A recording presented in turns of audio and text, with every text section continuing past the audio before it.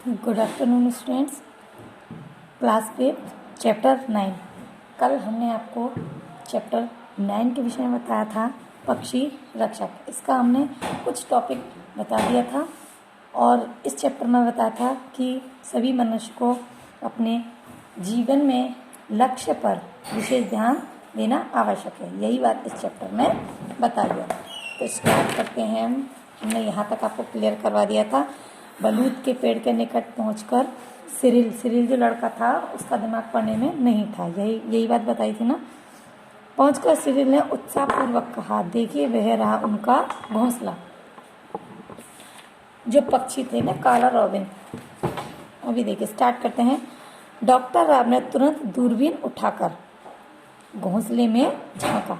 कहीं तुम्हारे रॉबिन एक पक्षी था जो चिड़िया की तरह होता है। अभी से सो तो नहीं गए? कहीं तुम्हारे रॉबिन पक्षी अभी से सो तो नहीं गए? डॉक्टर राव ने पूछा। उनकी आंखें घोंसले पर चिपकी हुई थी। अचानक डॉक्टर राव बड़बड़ाए, चुप रहो, लो एक आया। किससे कहा उसने? उस बच्चे से कहा। शाम के धुंधलकमे में सिरिल ने एक काला पक्षी, शाम के धुंधलके में मतलब धुंधलापन हो गया शाम को, सिरिल ने देखा कि एक काला पक्षी घोंसले के आसपास घूम रहा है।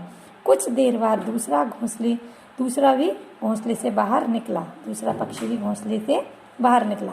मैंने आपसे कहा था ना, अब देखो, है ना दो पक्षी? सिरिल के स्वर में उतावलापन था। डॉक्टर राव चुपचाप पक्षियों को तब तक देखते रहे जब तक वे वापस घोंसले में नहीं चले गए। ऐसा लगा कि वह विचारों में खो गए हैं। सिरिल, तुमने ठीक ही कहा था।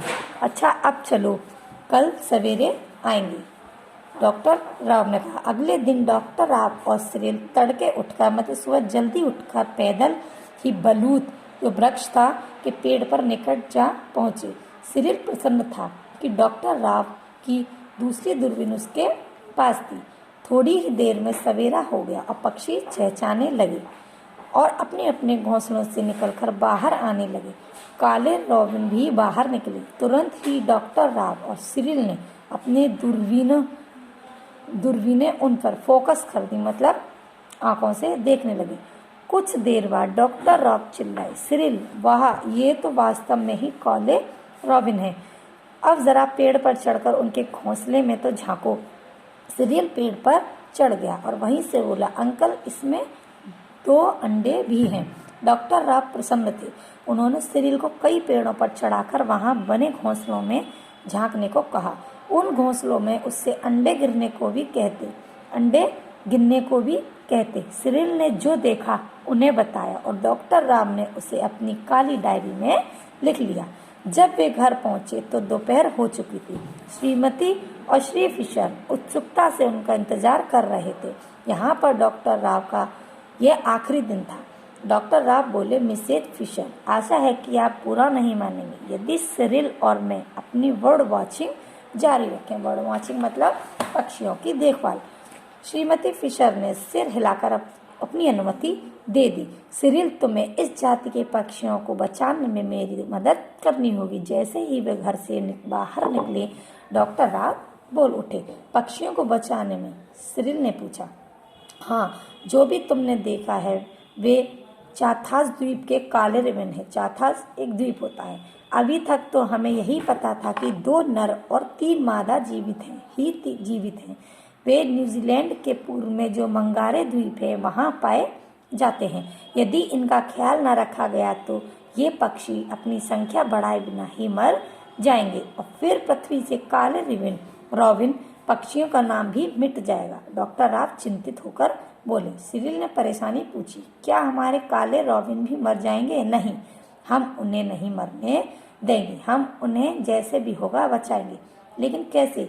हम उनके अंडे चुराकर अन्य पक्षियों के अंडे में मिलाकर घोंसलों में रख देंगे। तब काले रॉबिन नए अंडे देंगे। इस तरह से हम हर ऋतु में अंडों की संख्या दुगनी कर सकेंगे। सिरिल ने उत्सुकता से पूछा, क्या अभी जाकर अंडे उठा लाऊं? हाँ, लेकिन बहुत सावधानी से। नंगे हाथों से अंडे उठाने में खतरा है। रॉबिन के अंडे बहुत छोटे और नाजुक होते हैं। सीले और गंदे हाथों में कीटाणु सीधे अंडों के खोल के सूक्ष्म रंध्रों, मतलब बारीक जो छेद होते हैं उन्हें सूक्ष्म रंध्र कहते हैं, द्वारा उनके भीतर जा सकेंगे। सिरिल बड़े ध्यान से यह सब सुनता रहा। इतने में डॉक्टर राव ने थैले में से कई चीजें निकाली। उन्होंने अपने थैले में से कई चीजें निकाली। उन्होंने सिरिल के हाथ धुलवाए और अच्छी तरह से पोंछने लगा। एक चम्मच जैसी चीज और छोटा डिब्बा निकाला। वे दोनों कीटाणुनाशक दवाई से धुले हुए थे। अंत में अपनी मोटी डायरी की मदद से डॉक्टर राव ने सिरिल को 2 घोंसले बताए जिनमें काले रामिन के अंडे रखे जा सकते थे। सिरिल ने अपने आदेशों का पूरी तरह से पालन कर धीरे से 2 अंडों को फुदकी के 2 घोंसलों में रख दिया। जिन पेड़ों पर ये घोंसले थे उन पर निशान लगा दिए गए। अब हमें काले राविन का घोंसला तोड़ देना चाहिए, डॉक्टर राव बोले। सिरिल स्तब्ध, मतलब एकदम सीधा, हैरान सा खड़ा हो गया। उसे अपने कानों पर विश्वास नहीं हो रहा था। तब डॉक्टर राव ने मुस्कुरा कर कहा, काला राविन नया घोंसला बनाकर ही अंडे देता है। सिरिल ने चैन की सांस ली और मुस्कुराया। लौटते हुए डॉक्टर राव बोले, काश मैं ठहरकर काले राविन के परिवार को बढ़ता देख सकता, लेकिन ऐसा करना मेरे लिए असंभव है। सिरिल, तुम्हें इस प्रयोग को पूरा करने के लिए बहुत काम करना पड़ेगा। सिरिल बोला, क्यों नहीं, मैं काले राविन को बचाने में उनकी पूरी मदद करूंगा। आने वाले दिनों में श्रीमती फिशर को कई आश्चर्यजनक बातें देखने को मिली। संसार के अनेक भागों से उनके पास पक्षी प्रेमियों के पत्र आने लगे। पक्षी विशेषज्ञों ने जो विशेषता बताते हैं पक्षियों की, ने उन्हें सिरिल जैसे पुत्र के माता पिता होने के लिए बधाई दी। सबसे विस्मयजनक बात तब हुई जब श्रीमती फिशर ने, मतलब दुख भरी बात तब हुई जब श्रीमती और श्री फिशर ने जब समाचार पत्र में सिरिल का चित्र देखा। मतलब उन्हें खुशी के आंसू आए। इससे विस्मयजनक बात हुई, ठीक है, उन्हें खुशी के आंसू आए। समाचार में बताया गया कि उनके गांव में 2 दुर्लभ पक्षी देखे हैं और उनको बचाने के लिए उनके अंडे दूसरे घोंसलों में रखे हैं। यह भी बताया कि सिरिल ने फुदकी के घोंसलों को 2 बार साफ किया है, क्योंकि फुदकी के छोटे से घोंसले में काले राविन भी सिरिल ने उसके लिए भी प्रबंध किया, मतलब उसे भी स्थान दिया, उसका घर भी बनाया। फुदकी के बच्चों को यह डर नहीं होता क्योंकि प्रकृति ने उनके शरीर को इससे सुरक्षा प्रदान की है। लेख के अंत में लिखा है कि सिरिल के प्रयत्नों से अब संसार में पहले से अधिक काले राविन मिलेंगे।